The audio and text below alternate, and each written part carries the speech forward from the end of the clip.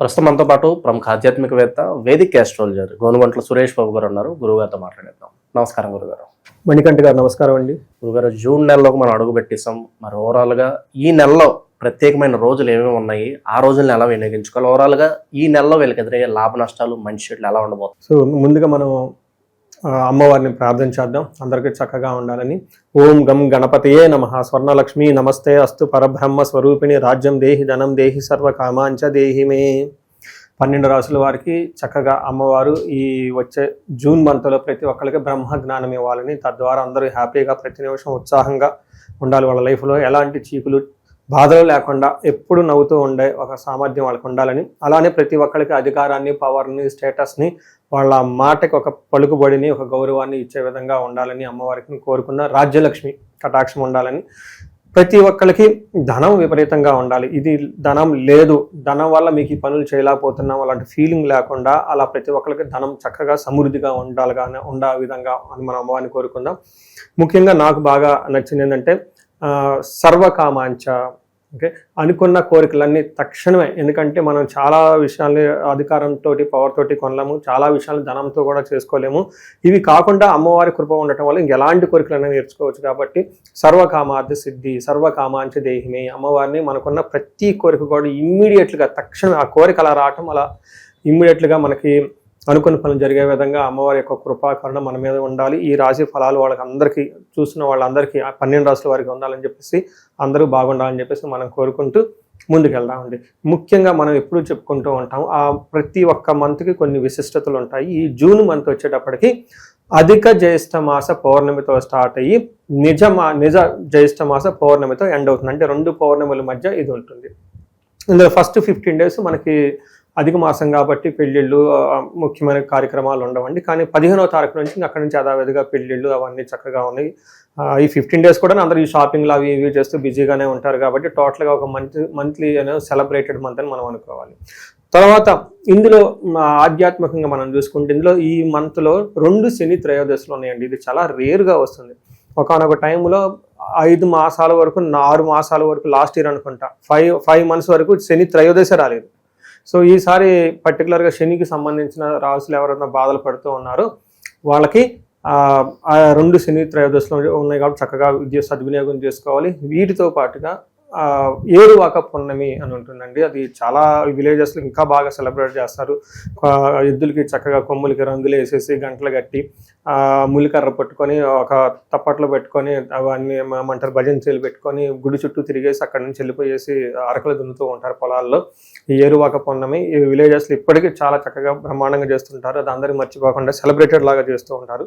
అందరూ చేసుకోవాలని చెప్పేసి అది మనం కోరుకుందామండి. ఇలా అన్ని విశిష్టతలు కలిగిన ఈ జూన్ మంత్లో 12 రాసుల వారికి ఎలా ఉందో మనం చూద్దాం. జ్యోతిష శాస్త్రం ప్రకారంగా ఇంకొక ముఖ్యమైన విషయం ఏంటంటే, ఇందులో 5 గ్రహాలు మారుతూ ఉన్నాయండి. గురువు మారుతున్నారు జూన్ 2న. తర్వాత గురువుతో మాటు జూన్ 8న వచ్చేటప్పుడు శుక్రుడు మారుతున్నారు. 21వ తారీఖున జూన్ మారుతున్నారు. 15వ తారీఖు సూర్యుడు మారుతూ ఉన్నారు. 2 రోజుల ముందే అంటే 29కి వచ్చేటప్పటికి బుధుడు కూడా మారుతూ ఉన్నారు. అంటే టోటల్గా 5 గ్రహాల యొక్క ఇంపాక్ట్ ఈ మంత్లో వీళ్ళకి ఎలా ఉందో మనం తెలుసుకునే ప్రయత్నం మనం చేద్దాం. జూన్ నెల విశేషంగా మకర రాశి వాళ్ళకి ఏ విధంగా ఉంటుంది, వీళ్ళు ఎటువంటి జాగ్రత్తలు తీసుకోవాలి, అలాగే ఎటువంటి పరిహారాలు తీసుకుంటే ఈ నెల వెళ్ళకాల్సి వస్తుందంటారు? మకర రాశి వాళ్ళకి జూన్ మంత్ కొంచెం మిక్స్డ్గా ఉంటుందండి. కొంచెం జాగ్రత్తగా ఉండాలి. మేజర్గా ప్లానెట్స్ ఏదైతే ఉంటే గురు గ్రహం సంచారం వీళ్ళకి అనుకూలంగా ఉంటుంది. బట్ మిగతా గ్రహాలు సూర్యుడు కూడా అనుకూలంగా ఉన్నారు, బుధుడు అనుకూలంగా ఉన్నారు, కుజుడు శుక్రుడు మాత్రం కొంచెం ఇబ్బంది పెట్టే పరిస్థితుల్లో ఉన్నారని చెప్పుకోవాలి. అంటే టోటల్గా 5 గ్రహాలు మారుతుంటే 3 మాత్రం బాగున్నాయి, ఒక 2 ఇబ్బంది పెడుతూ ఉన్నాయని. బేసికల్గా వీళ్ళు కొంచెం దుక్కుడుగా వెళ్లకుండా ఈ మంత్ ఆగితే కొంచెం బాగుంటుంది. కొంచెం ఇంపార్టెంట్ పనులన్నీ పోస్ట్పోన్ చేస్తే చాలా బాగుంటుంది. వీళ్ళకి మెయిన్ ఇందులో ఉన్న నక్షత్రాలు మనం చూసుకుంటే ఉత్తరాషాఢ 2, 3, 4 పాదాలు, శ్రవణం 1, 2, 3, 4 పాదాలు, ధనిష్ట 1, 2 పాదాలు అంతా ఇందులో ఉంటుంది. పేరు బలం కనుక చూసుకుంటే వీళ్ళకి బో, జాజీ, జూజే, చో, కా, గా, గాగి అన్న లెటర్స్ అంతా పేరు బలం ప్రకారం తెలుసుకోవచ్చు. లఘు గోచారం, సూక్ష్మ గోచారం ప్రకారం సూర్యుడు వల్ల ఏమవుతుందంటే శత్రునాశాంత. శత్రువులు ఎవరైనా ఉంటే ఆ శత్రువులతో వీళ్ళు వాళ్ళే దూరంగా వెళ్ళిపోయేసి బాగా ఉంటారని మనం తెలుసుకోవచ్చు. నెక్స్ట్ శుక్రుడు మనం 7th హౌస్లో ఉండటంతో ఇది కూడా అంత మంచిది పొజిషన్ కాదు, కొంచెం గొడవలు వచ్చే పొజిషన్లో ఉంటుందని తెలుసుకోవాలి. ఏ ప్రకారంగా కోపస్తదా భీతి సర్వదా క్లేశ జీవనం స్త్రీ జాడ్య మేహ రోగాది భృగో సప్తమిగే ఫలం అని చెప్తారు. సరే, ఇలాగ జూన్ నెల విశేషంగా మరి అడ్మిషన్ సీజన్ స్టూడెంట్స్కి ఎలా ఉండబోతుంది? వీళ్ళకి గురు బలం బాగా పెరుగుతుందండి. ఓవరాల్గా స్టూడెంట్స్ పెర్ఫార్మెన్స్ ఫ్యూచర్లో అంతా చాలా బాగుంటుంది. ఈ జూన్ తర్వాత ఎవరికైతే రిజల్ట్స్ వస్తాయి అనుకూలంగా ఉంటుంది. తర్వాత మాత్రం కొంత అనుకూలమైన ప్రతికూలమైన రిజల్ట్స్ ఉన్నాయని తెలుసుకోవాలండి.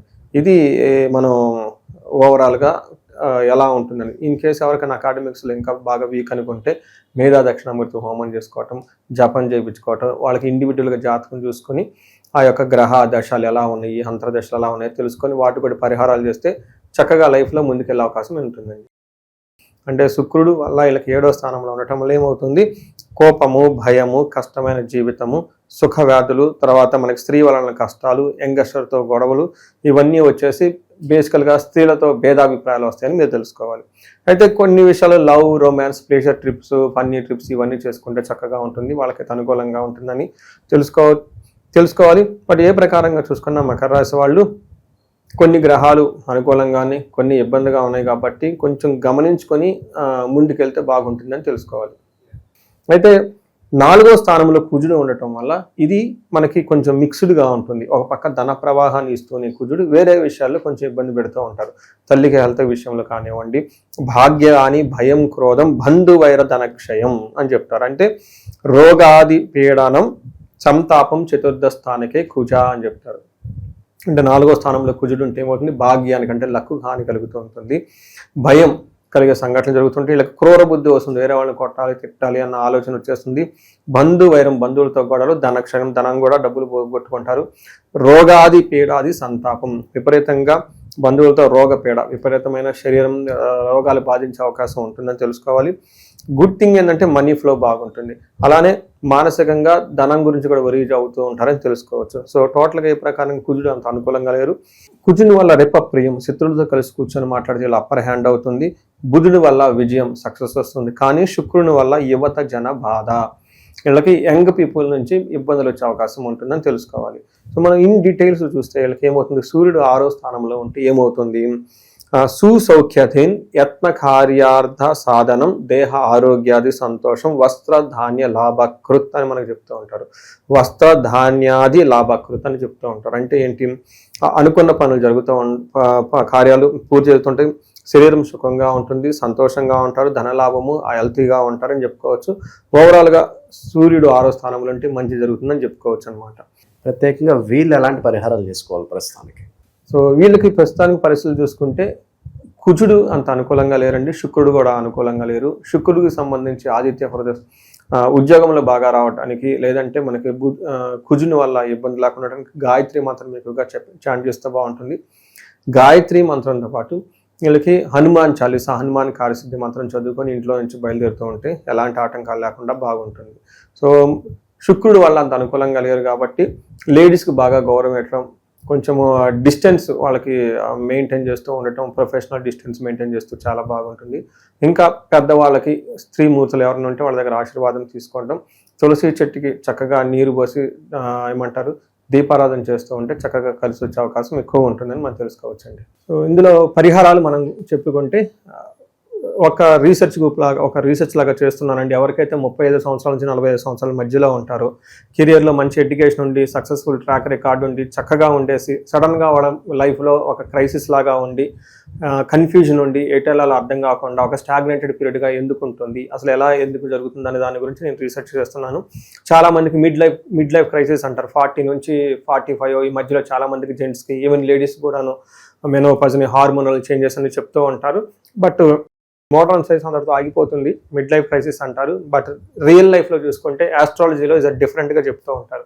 వాళ్ళకి లైఫ్లో ఏమైనా శాపాలు ఉన్నా, యోగాలు ఉన్నా, గ్రహ దోషాలు ఉన్నా ఆ టైంలో కరెక్ట్గా వాళ్ళకి యాక్టివేట్ అవుతూ ఉంటాయి అనమాట. ఈ టైంలో ఎవరైనా కనుక ఆగిపోయి ఉంటే ఒక్కసారి ఇండివిజువల్గా జాతకం చూపించుకొని ఒకసారి టోటల్ థరో స్కాన్, వాళ్ళ అసలు హారోస్కోప్లో ఎన్ని 11 నుంచి 13 రకాల శాపాలు ఈజీగా ఉంటాయి, అవన్నీ ఈ టైంలో యాక్టివేట్ ఉన్నాయా, ఏ దశలో, ఈ దశలో ఏమైనా వాళ్ళ జన్మ జాతకంలో దశాభుక్తికి సంబంధించిన గ్రహాలు ఏమైనా దోషాలు ఉన్నాయా, అవన్నీ చెక్ చేసేసుకొని వాటికి సంబంధించిన పరిహారాలు చేసుకుంటే లైఫ్ 10 గంటల ముందెళ్ళే అవకాశం చాలా మందికి ఎక్కువ ఉంటుందండి. చాలా మందికి ఎక్కువగా భార్యాభర్తల మధ్య అన్యోన్యత లేదని ఇబ్బంది పడుతూ ఉంటారు. అన్యోన్య దాంపత్య పాశుపత అభిషేకము, కొంతమందికి పెళ్లిళ్ళు కావట్లేదని ఇబ్బంది పడిపోతూ ఉంటారు. విశ్వావసు గంధర్వరాజ హోమము, జపము, తర్వాత దాన తర్పణాలు చేస్తే ఖచ్చితంగా పెళ్ళి అవుతుంది. చాలా మందికి ఈ టైంలో మనీ సోర్సెస్ లేదంటే ఇబ్బంది పడిపోతున్నాము అనుకుంటే స్వర్ణలక్ష్మి విశేష హోమం అని ఉంటుందండి. ఇది అప్పటి నుంచో తరతరాలుగా ఉపాసన చేస్తున్న మంత్రము. దీని ద్వారా కనుక వాళ్ళకి చక్కగా సంపూర్ణమైన పూజ చేయాలన్నమాట. 1,00,000 సార్లు జపం చేసి, హోమం చేసి, దానాలు తర్పణాలు అవన్నీ చేస్తే, పాశుపత అభిషేకాలు చేస్తే ఆ యొక్క ధన ప్రవాహం వస్తుంది.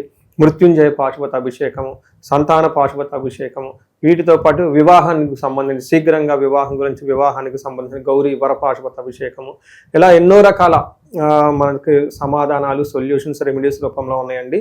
ఎవరికైనా కనుక మేము ఆగిపోయాము లైఫ్లో అని అనుకుంటే ఒక్కసారి ఇండివిజువల్గా జాతకం చూపించుకొని అందులో దాని కారణాలు ఏంటో తెలుసుకొని ఆ యొక్క తీవ్రతను బట్టి అనమాట, ఆ యొక్క సమస్య తీవ్రతను బట్టి పరిష్కారాలు చక్కగా చేసుకుంటే లైఫ్ అనేది స్మూత్గా చక్కగా వెళ్తుంది. అందరికీ అమ్మవారు అష్టైశ్వర్యాలు ఇవ్వాలి, భోగభాగ్యాలు ఇవ్వాలి, అందరూ చక్కగా ఉండాలని చెప్పేసి మనం అమ్మవారిని కోరుకుంటూ సెలవు తీసుకుందాం అండి. నమస్తే.